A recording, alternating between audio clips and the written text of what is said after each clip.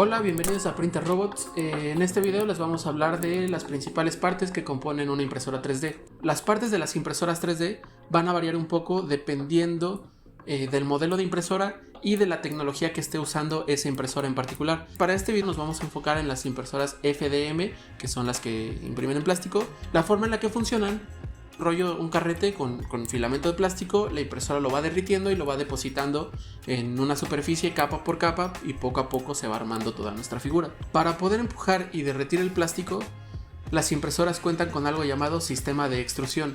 Dentro del sistema de extrusión vamos a tener el cabezal, que es una de las partes más importantes de la impresora. Es donde el filamento se va a fundir entre 200 y 260 grados dependiendo del material que estemos usando.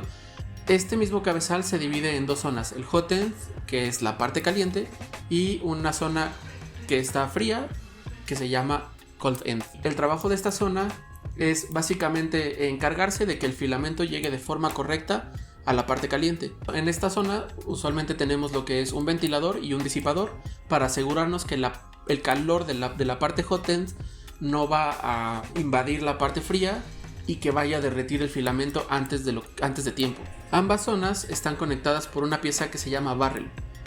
Esta zona va a unir lo que es el cold end y el hot end, y por ahí va a pasar el filamento de una zona a la siguiente. Hay diferentes tipos de barrels. Hay unos que son totalmente de metal, que nos van a servir para cuando tenemos que calentar filamentos a mayores temperaturas, y hay unos barrels que también por la parte interior contienen teflón.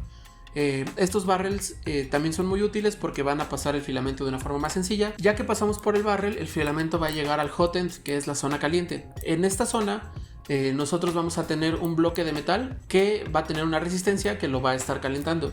Junto a este bloque de metal tenemos el termistor, que es un sensor que va a estar midiendo la temperatura a la que se encuentra el bloque de metal. Va a decir a la resistencia si tiene que enviar más calor o si tiene que dejar de enviar calor.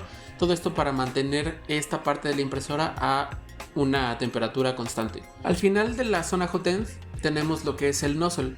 El nozzle es la última parte del hot end, que es por donde va a estar saliendo el filamento.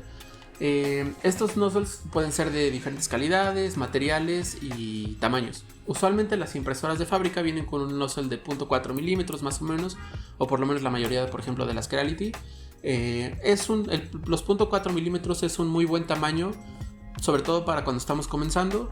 Si nosotros vamos con un nozzle de un tamaño menor, es decir, de 0.15 a 0.3, 0.4, bueno, abajo de 0.4, lo que va a pasar es que estos nozzles nos van a permitir imprimir piezas más finas y con más detalle. Sin embargo, si no la impresora no está en los settings correctos, es muy probable que se presenten atascos de filamento. Entonces, por eso cuando vamos empezando, lo más recomendable es de 0.4 para arriba. Entre más grande sea el nozzle, más rápido vamos a poder imprimir porque va a permitir salir más filamento. Pero obviamente la calidad, entre más grande, pues vamos ahí a ver un poquito más de la separación de las líneas. El hot end y el cabezal en general es una parte pequeña relativamente al tamaño de la impresora, pero es una parte muy importante a la que le tenemos que tener mucho cuidado, sobre todo a cada una de sus piezas, para que nuestra impresión salga de muy buena calidad. Para llevar el filamento del rollo al cabezal, el sistema de extrusión va a contar con un sistema de empuje que se le conoce como extrusor. Este sistema los podemos dividir en dos tipos dependiendo de la configuración que tengamos. Puede ser una extrusión directa o una extrusión indirecta. La extrusión directa es cuando tenemos todo este sistema del motor que va a estar jalando el filamento, lo tenemos pegado en el cabezal. En la extrusión indirecta o Bowden, el sistema de extrusión se separa del cabezal y lo colocamos a un lado de la impresora y lo va a unir un tubo de teflón. Esto le va a quitar peso al hot end. Esto quiere decir que cuando se esté moviendo va a generar menos inercia y nos va a permitir poder imprimir más rápido y con menos complicaciones. El extrusor se compone de un motor y un sistema de empuje. El motor, un engrane y una polea que van a hacer presión sobre el filamento y lo van a ir empujando hacia el Bowden, que es el tubo de teflón que vamos a tener en las impresoras. La presión en esta parte de la impresora la vamos a controlar mediante un tornillo que viene ahí al lado justo del motor. Y es importante que tener la presión justa ya que necesitamos que el filamento fluya de forma constante. Donde comienza el tubo de teflón tenemos una pieza más que se llama el racor, que es lo que va a mantener el tubo de teflón en su lugar. Esta es una pieza que se llega a desgastar y ya no aprieta el teflón como debería. Entonces es una pieza que nosotros recomendamos a ustedes tengan siempre de repuesto. La estructura de la impresora en la que está montada el cabezal y los demás sistemas puede variar un poco dependiendo del tipo de impresora FDM que tengamos. A grandes rasgos, las estructuras de las impresoras están hechas de perfiles de aluminio y los ejes están compuestos por varillas lisas y unas rueditas que van girando para poder mover el cabezal en todos esos ejes. Hay impresoras que en lugar de esto utilizan guías lineales. Son un poco más costosas, pero dan un mejor resultado, ya que las ruedas y las varillas lisas con el tiempo, la distancia o el movimiento pueden generar un poco más de vibraciones. Para controlar el movimiento del cabezal en los ejes vamos a hacer uso de motores, varillas roscadas y correas. Es importante que las varillas roscadas o que las correas estén bien ajustadas para que el movimiento se traslade de forma correcta del motor al cabezal. Esto quiere decir que si las correas, por ejemplo, no están muy bien ajustadas en cuanto a la tensión, el motor puede estar mandando información de que se mueva a cierta distancia, pero la correa, al no estar bien ajustada, el cabezal no se va a mover la cantidad precisa que el motor le está pidiendo que se mueva. Coordinando todos los movimientos de la impresora vamos a tener la placa base, que es la electrónica de la impresora. Estas placas pueden ser de 8 o de 32 bits.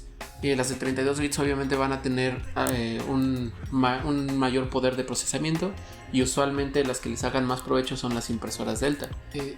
En la base de la impresora vamos a tener la plataforma o la cama. Es aquí donde se va a depositar toda la impresión.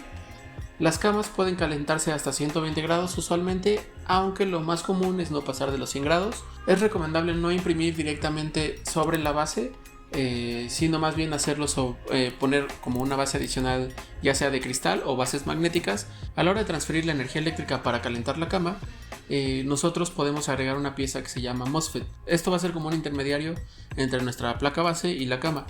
Es recomendable agregar una de estas piezas, ya que quita un poco de estrés a nuestra placa madre. Finalmente, lo que va a estar alimentando toda nuestra impresora es la fuente de poder o la fuente de energía. En las impresoras usualmente vamos a tener fuentes de 12 o de 24 volts. Es importante saber de qué capacidad es nuestra fuente, ya que cuando nosotros querramos cambiar una pieza, tenemos que escoger una que sea compatible con la alimentación que va a estar enviando la fuente de poder. De lo contrario, pues se va a dañar o no nos va a funcionar. Son muchas piezas las que componen una impresora, y es importante tener tal vez sin no ser expertos, sí tener una noción de las partes que tiene nuestra impresora y conocer qué es lo que hace cada una, para que cuando nosotros estemos imprimiendo y lleguemos a ver que se presenta algún problema, sepamos más o menos o tengamos noción de por dónde puede ir el problema e intentar empezar a solucionarlo. Obviamente, conforme ustedes vayan avanzando y vayan imprimiendo, todo se empieza a ser como un poco más intuitivo. Si llegaste hasta aquí, suscríbete, vamos a estar subiendo más contenido tanto informativo como tips de impresión. También tenemos planeado subir unboxings de algunas de las impresoras que manejamos. Y recuerda que si necesitas asesoría, servicios de diseño en 3D o impresión, puedes visitar nuestra página www.printerrobots.com y por ahí mandarnos un mensaje, o mandarnos mensaje por aquí, escribir en los comentarios o seguirnos en nuestras redes sociales. Nos vemos en el siguiente video.